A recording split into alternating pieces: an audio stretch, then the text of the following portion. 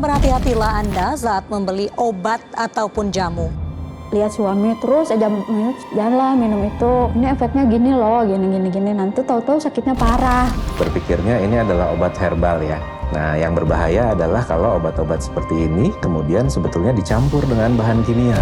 Dalam jamu ilegal itu banyak ditemukan bahan kimia obat golongan analgesik dan juga antiinflamasi. Biar lebih cas bilang loh, jadi dicampuri CTM-nya 1, vinilnya 1, pasti berkhasiat.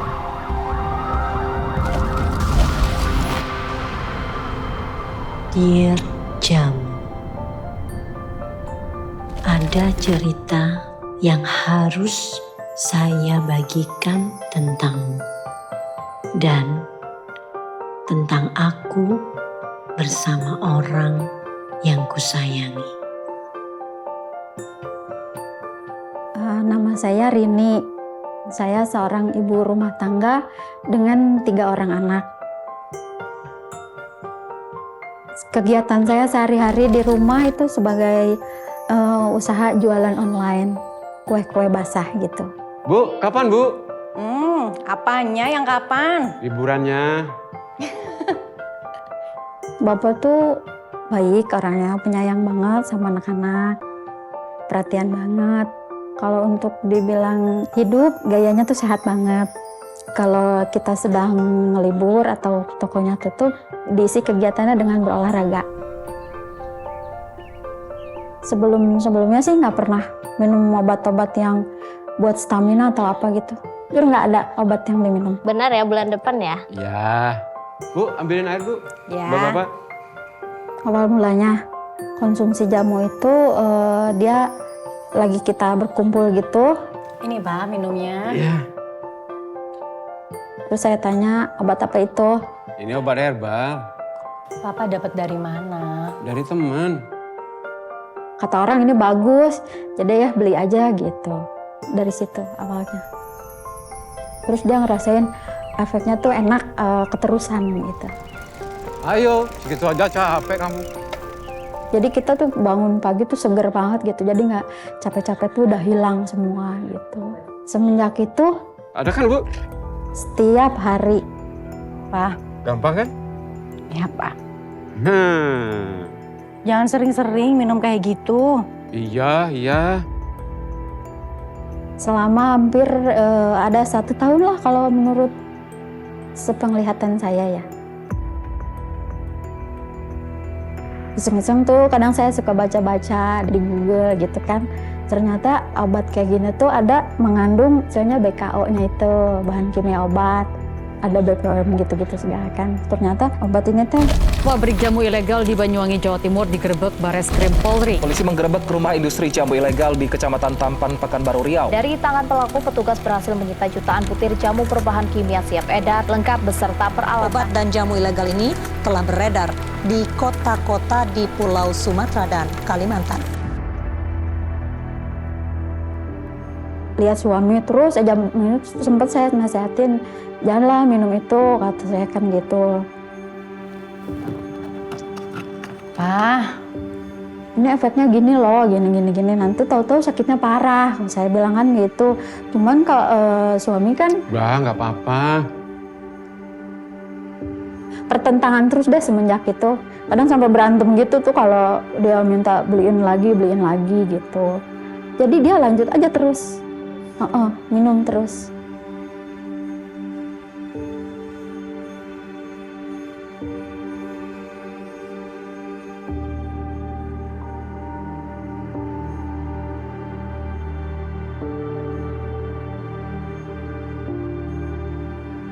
Selama setahun itu efeknya sih buat Bapak tiba-tiba sakit itu karena coba berhenti minum itu.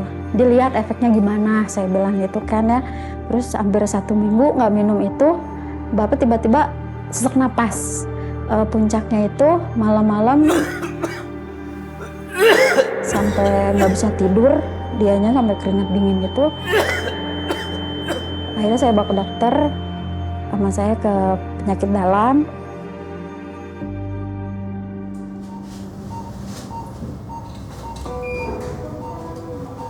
Saya Dr. Bambang Widiantoro, saya spesialis jantung dan pembuluh darah, konsultan intervensi dan critical care cardiology. Saya bertugas sehari-hari di Rumah Sakit Jantung dan Pembuluh Darah Harapan Kita. Jadi pada prinsipnya ketika kita atau masyarakat awam ingin mengkonsumsi obat tradisional atau obat jamu-jamu, itu kan mungkin berpikirnya ini adalah obat herbal ya, yang kandungannya adalah kandungan bahan alamiah. Nah, yang berbahaya adalah kalau obat-obat seperti ini kemudian sebetulnya dicampur dengan bahan kimia atau obat-obatan. Paling sering dicampur dengan obat-obat analgetik biasanya, obat-obat anti nyeri. Nah, itu dikemas menjadi jamu pegelinu begitu ya biasanya ya. Nah, obat-obat anti nyeri yang dikonsumsi secara tidak sadar oleh masyarakat, tentu dosisnya tidak terukur. Kemudian masyarakat awam karena mengira ini adalah obat tradisional atau herbal, kemudian mengkonsumsinya bisa setiap hari dalam jangka waktu yang sangat panjang. Tentu yang seperti ini berbahaya buat kesehatan. Yang pertama bisa untuk saluran cerna, yang kedua bisa berbahaya untuk kondisi ginjal, dan yang ketiga bisa berbahaya juga untuk mereka yang memiliki penyakit jantung. Bapak jantungnya bengkak gitu kan. Kenapa bisa gitu? Saya kan nanya gitu. Ya mungkin ternyata si katupnya ini nggak mau ngebuka dengan sempurna gitulah. Jadi kalau dari laporan yang sudah ada, studi-studi yang sudah dipublikasikan, memang mungkin di masyarakat awam sering disampaikan oleh dokternya, oh bapak ibu jantungnya bengkak nih, pompanya lemah begitu ya. Itu sebetulnya masuk dalam kelompok kategori yang kita sebut sebagai kardiomiopati. Jadi penyakit kelemahan otot jantung. Nah, penyebabnya ini macam-macam. Sampai saat ini belum ada studi yang menunjukkan bahwa obat-obat analgetik yang tadi disebutkan itu menjadi penyebab atau kausa. Itu tidak. Tapi disebabkan oleh penyebab lain. Nah, dengan adanya konsumsi obat-obatan tadi, itu menjadi memperburuk kondisinya, memperparah kondisinya, membuat kondisi pasiennya menjadi semakin buruk dan jelek. Ada kecurigaan saya tuh, kok tiba-tiba sakit gini sih, apa sih penyebabnya gitu kan. Sampai kita ke kateterisasi jantung juga. Nah, dari situlah fungsi jantungnya itu cuman 30%.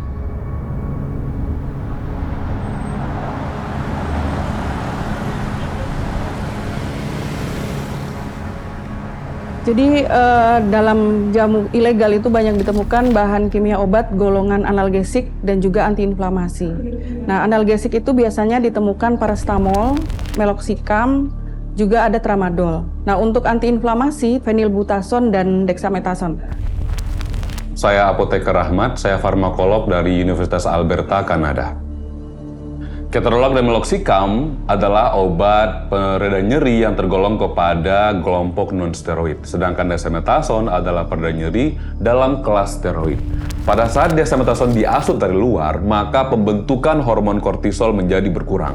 Dan pada saat dia tiba-tiba dihentikan, maka terjadi kekosongan hormon kortisol di dalam tubuh, yang pada akhirnya mengakibatkan individunya mengalami beberapa keluhan. Misalnya dia menjadi mudah lelah atau kemudian mengalami peradangan. Sehingga pada akhirnya individu yang menggunakan dexamethasone akan cenderung ingin mendapatkan kembali. Dengan kata lain, dexamethasone juga berpotensi menyebabkan kecanduan biologis. Tauan liar itu tahun 2013, data Public Warning Badan POM tuh menemukan adanya kandungan paracetamol dan kafein. Sedangkan tahun 2021 itu ditemukan tramadol. Jadi ada pergantian perbedaan bahan kimia obat dalam produk yang sama. Paracetamol adalah obat demam. Dia juga digunakan untuk mengatasi nyeri ringan, seperti misalnya sakit kepala atau nyeri otot. Sayangnya memang penggunaan paracetamol dalam jangka panjang itu juga memberikan efek samping walaupun dia digolongkan ke dalam obat bebas. Dia seringkali digabungkan dengan kafein untuk meningkatkan kemampuannya menurunkan demam dan menghentikan nyeri. Tapi kafein juga membantu meningkatkan kadar paracetamol di dalam tubuh. Kafein sendiri juga bagaimanapun adalah senyawa kimia yang pada akhirnya jika digunakan dalam jangka yang panjang, dia dapat mempengaruhi kerja jantung. Misalnya dia akan meningkatkan denyut jantung atau meningkatkan tekanan darah. Jadi dalam jangka yang panjang, penggunaan kafein pada dosis yang tidak tepat akan berpotensi mengakibatkan gangguan jantung dan pembuluh darah. Senin pagi, terus aktivitas biasa tuh Mbak. Sampai malamnya kita ngaji, udah gitu Selasa paginya dia kayak nggak enak badan gitu tuh, kayak masuk angin gitu. Terus kita kerokin kan ya, terus udah gitu saya tinggal pergi. Saya pulang, Bapak udah nggak ada, kena serangan jantung gitu. Soalnya Bapak biru semua badannya.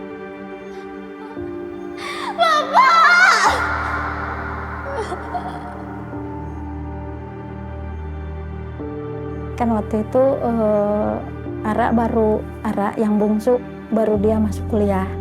Ketika tiba-tiba ayahnya nggak ada, itu terpukul sekali.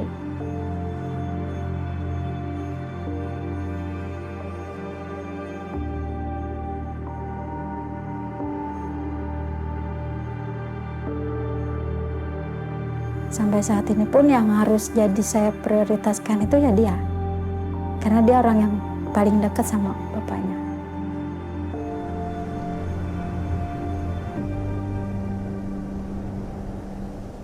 Awal mula ide itu aslinya itu sebetulnya turun-temurun dari warisan orang tua, dari warisan leluhur lah. Tapi berkembang ke sini itu memang jadi dicampuri BKO gitu loh, bahan kimia obat itu. Awalnya kita jualannya ya murni seperti jamu godokan lah, tapi berhubung permintaan konsumen ingin jamu yang untuk gemuk badan biar nambah berat badan, biar nafsu makan, untuk pegelinu biar diminum sore, paginya sudah sehat bugar kayak gitu. Dulu itu paling banter itu 1000 bungkus satu bulannya. 1000 bungkus kita buat di rumah, di dapur apa di tempat tidur, kadang-kadang takut sih mau kegerebek.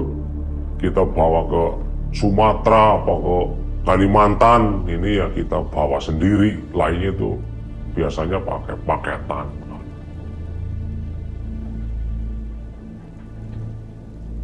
Takarannya itu 6 gram ataupun 1 sendok lebih lah. Itu pasti udah berkhasiat.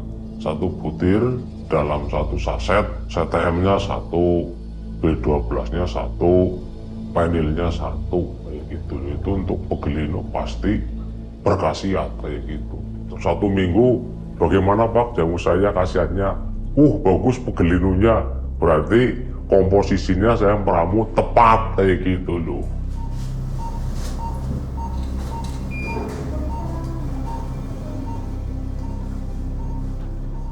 Ada kelompok obat yang disebut sebagai NSAID, Non-Steroid Anti-Inflammation Drug. Jadi semua kelompok obat yang dalam golongan ini itu kita bisa katakan kontraindikasi atau tidak boleh diberikan pada orang-orang yang memang sudah punya gangguan jantung berupa payah jantung atau gagal jantung. Karena obat-obat ini memang sudah banyak dilaporkan bisa mencetuskan perburukan kondisi gagal jantungnya. Ya, jadi ada informasi peta kerawanan kasus Badan POM itu sebaran yang paling banyak ditemukan, tingkat kerawanannya yang paling tinggi adalah Jawa Timur, Jogja, kemudian juga Sulawesi Selatan, Kalimantan Timur, serta juga Lampung. Itu wilayah dengan kerawanan yang cukup tinggi untuk jamu ilegal.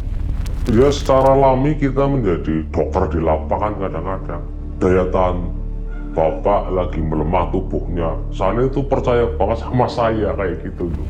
1 minggu kita jual lagi ke sana kan jualannya jalan kaki. Loh kok ngantuk terus? Ada yang marah-marah, kok jamunya ngantuk. Berarti CTM-nya dikurangi nih bahaya kayak gitu loh. Maksudnya umpamanya 1,5 saja kayak gitu. Pasti formulanya pas, cocok kayak gitu. Perkenalkan, nama saya Willy Budianto, pangkat Komisaris Polisi. Saya di Polresta Banyumas ini menjabat sebagai Kasatres Narkoba Polresta Banyumas. Modus operandi yang mereka lakukan adalah mereka secara terpisah-pisah.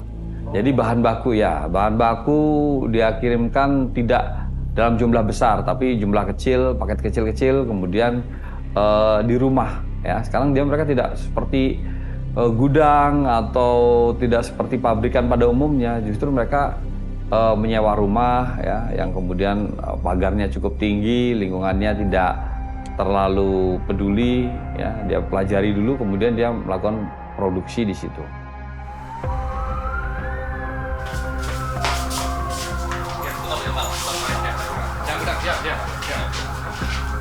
Kami dari Bepom, siapa penanggung jawabnya di sini? Mereka melakukan kegiatan itu rata-rata di daerah yang cukup jauh, di pelosok ya, di pedesaan yang kemudian pada malam hari kegiatan masyarakatnya sudah nggak ada. Kemudian mereka melakukan kegiatan tersebut. Ini yang berbahaya kan ketika jamu itu kemudian dicampur dengan obat. Takarannya, ketentuannya tidak sesuai.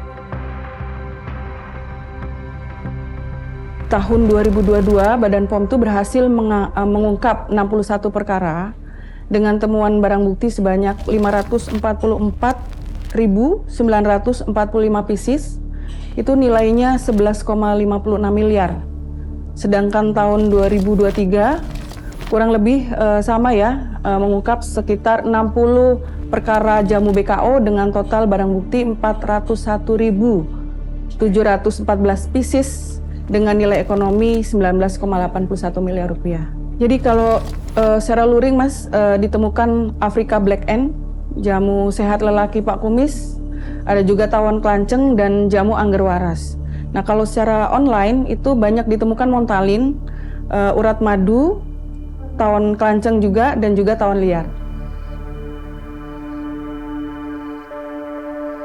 Ya harapan saya sih ya segera diberantas aja yang begitu-begitu kan. Mungkin kerjasamanya sama kepolisian, biar oknum-oknum yang nggak tanggung jawab itu bisa dihilangkan gitu. Jadi biar bisa orang juga mengkonsumsi jamu-jamu yang beredar itu aman gitu. Harapannya itu.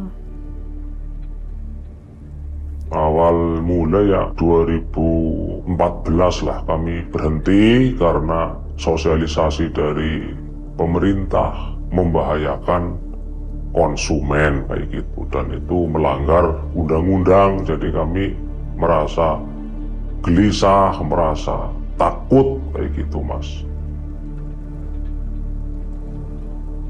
Sesuai dengan Undang-Undang Nomor 17 Tahun 2023 tentang kesehatan, pada pasal 435, pelaku penjualan jamu ilegal akan dipidana dengan pidana paling lama 12 tahun penjara dengan denda paling banyak sebanyak 5 miliar rupiah. Itu sanksi, dan menurut kami sanksi itu sudah cukup berat ya.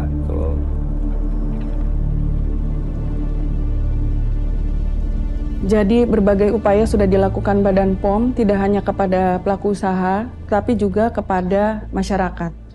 Nah, kepada pelaku usaha, khususnya untuk UMKM ya, Badan POM itu sudah melakukan penyederhanaan perizinan. Untuk obat tradisional, kalau ingin membuat sediaan yang bisa diminum atau cairan obat dalam, nanti mengajukan sebagai usaha kecil obat tradisional. Kebetulan Bapak saya membawa contoh produk. Jika produknya seperti ini, apakah diperkenankan? Belum ada izin edarnya ya. Jadi di sini harus ada nomor izin edar ya. Wah ya, contohnya mencantumkan jamu, lalu tulisan obat tradisional, nama pabrik pembuat, dan juga alamatnya. Lalu kita juga menyediakan pengujian ya, pengujian untuk produk jadi di UPT-UPT yang tersebar di seluruh Indonesia, yang itu nanti dijadikan syarat untuk registrasi. Kita juga ada pendampingan UMKM oleh fasilitator yang tersebar di seluruh Indonesia ya, melalui UPT-UPT. Ada konsultasi juga kita menyediakan melalui WA ya, untuk mempermudah akses kepada UMKM. Jadi upaya kepada masyarakat juga kita lakukan dengan meningkatkan edukasi tentang keamanan, khasiat, juga manfaat dari jamu melalui kegiatan webinar, juga melalui media sosial. Dan juga kita mendorong masyarakat untuk menggunakan jamu sebagai bagian dari gaya hidup sehat. Kita kampanyekan sebagai pelestarian warisan budaya Indonesia. Kenapa jamu? Karena ini kekayaan Indonesia yang harus tetap diwariskan secara turun-temurun ke generasi selanjutnya. Dan saya sebagai salah satu pewarisnya berkewajiban untuk terus menjaga kelestarian jamu. Dan karena dari jamu itu kan juga ada nilai ekonomisnya. Ekonomisnya bisa menumbuhkan ekonomi di daerah, pada khususnya dan umumnya di Indonesia. Masyarakat Indonesia jangan tinggalkan warisan, karena dari warisan ini, dari tradisi ini bisa untuk menyehatkan. Terus minum jamu untuk kesehatan, pilihlah jamu yang mempunyai izin edar dari BPOM, yang aman. Jadi kami harapkan masyarakat lebih selektif lagi untuk mengonsumsi jamu, pilihlah jamu yang sudah mempunyai izin dari BPOM. Tentu namanya manusia itu pasti ada penyesalan, Mas. Merasa dia mohon maaf, merasa berdosa, merasa bersalah. Karena ya memang ketidaktahuan kami mencampur BKO kayak gitu. Banyak informasi di lingkungan sini yang ketangkep petugas, jadi saya beralih dan berhenti menjadi petani meneruskan perjuangan orang tua kayak gitu. Harus dipaksa, kita harus galak sedikit lah kalau untuk kesehatan, terutama buat pasangan kita kan, yang nanti bakal nemenin kita gitu kan. Kita juga nggak nyangka kalau bapak meninggal secepat itu gitu, masih muda, masih banyak yang harus kita laluin gitu kan, kita capai gitu.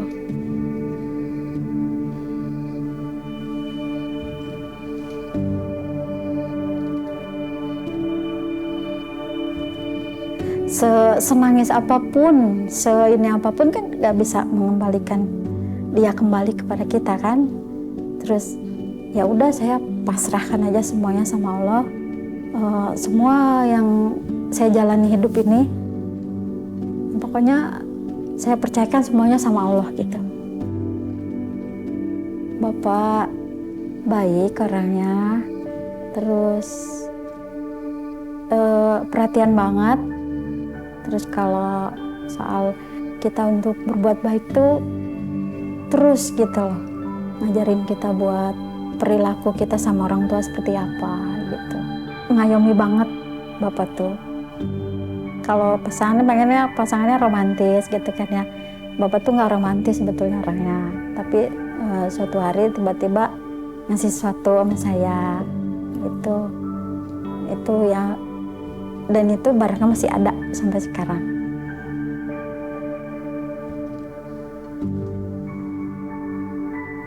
Dengan perantara bercerita seperti ini, saya bisa mungkin menolong banyak orang buat menyadari kalau sebisa mungkin menghindari obat yang seperti itu, yang khasiatnya tuh cepet banget gitu, kita rasain gitu. Atau enggak, saya lebih baik ya bikin sendiri aja. Nggak takut sih buat pengonsumsi jamu yang lain sih, nggak inilah.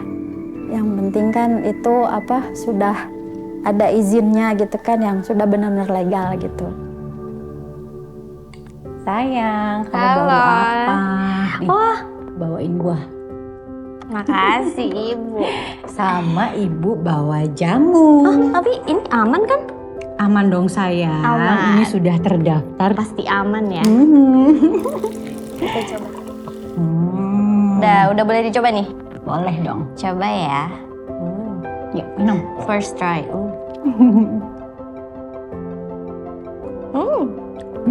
Enak. Seger ya? Enak. Dear Jamu, ada cerita yang harus saya bagikan tentangmu.